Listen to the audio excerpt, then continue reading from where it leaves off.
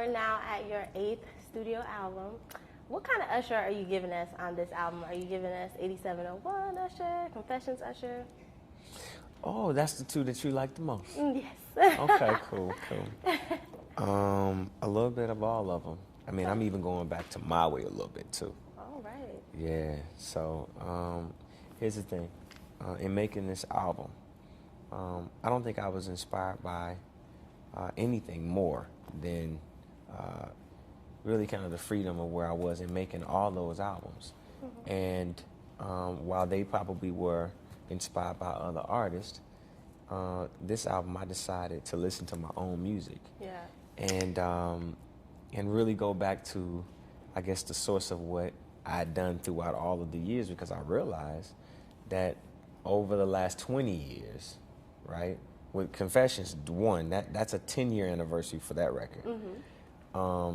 But over the last 20 years, at every benchmark where I decided to make an album, I represent something different to that person.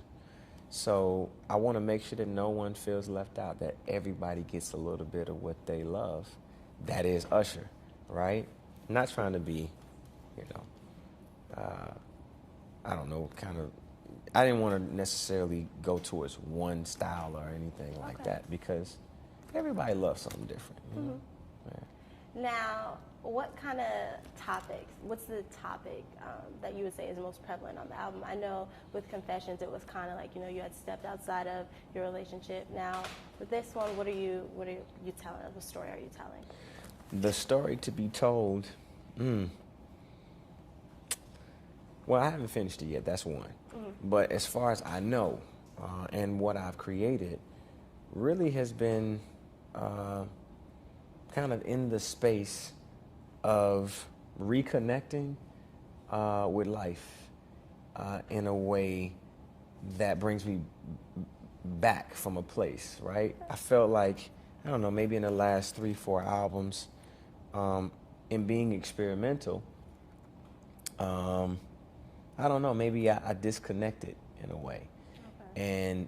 And not disconnected from a specific audience, but like I kind of disconnected emotionally in a lot of ways. So, maybe I have to hold on to this place, this thing that might not necessarily be something you can tangibly put your hands on, right? Mm-hmm. But an emotion, a feeling that brings me back to life. And, sometimes it could be a musical change that does that. Sometimes it could be, love and passion, the connection, the sex of whatever it may be at that time with who it is.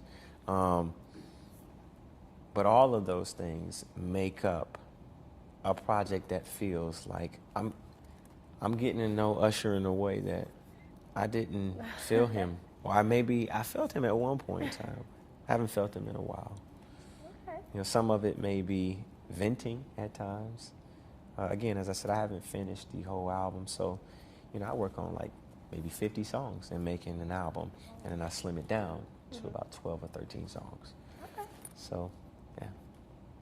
And on one of those 12 or 13, I'm hearing Drake will be. Yo.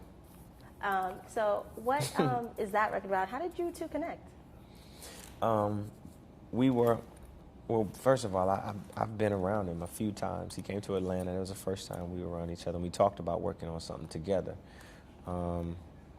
Later on, I kind of seen him in passing and told him, if I ever feel like I have something, I'll reach out to you. I happened to be on the set of She Came to Give It to You. He was there. I had him come over, listen to some of the songs that I thought were definite. I let him listen to 3 songs. Mm-hmm. And he identified the record that he felt like.